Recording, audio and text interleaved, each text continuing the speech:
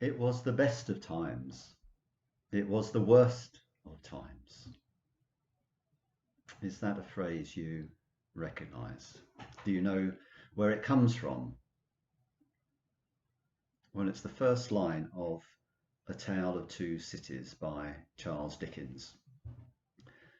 And it's a phrase that has come to my mind as I've reflected on our present circumstances. I suppose because it kind of sums up the conflicted feelings that I expect many of us have.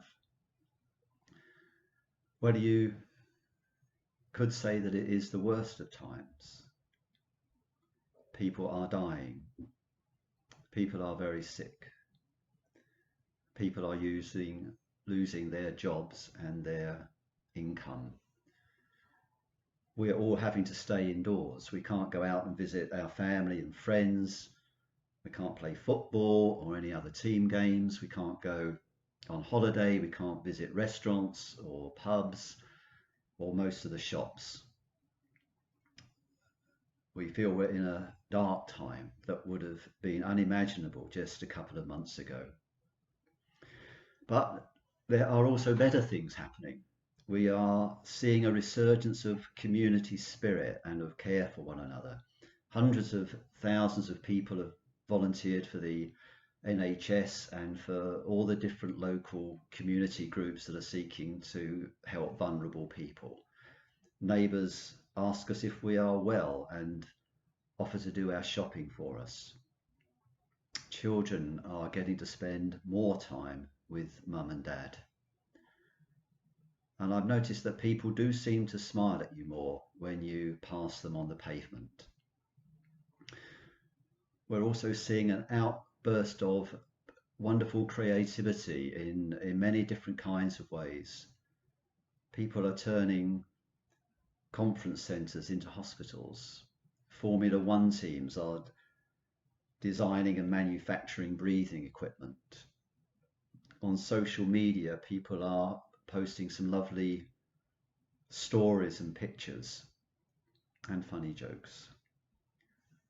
And our families and churches and voluntary groups of different kinds are using technology in new ways to keep in touch and engage with one another.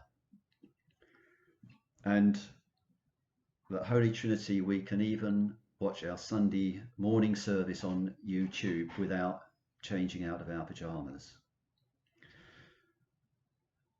So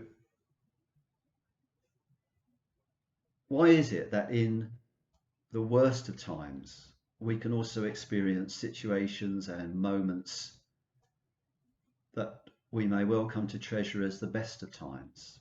Memories that we will retain of when people were more kind, more generous, more sacrificial, more patient, more persevering, more together.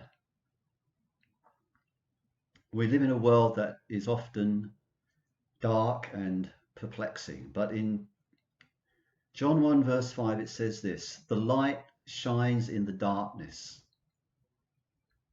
and the darkness did not overcome it.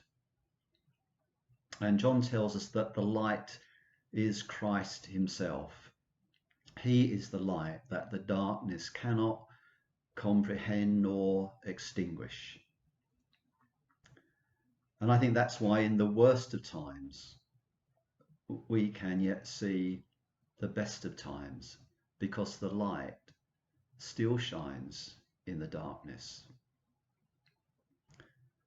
So may we who see the light of the knowledge of the glory of God in the face of Jesus Christ also reflect his light into this present darkness.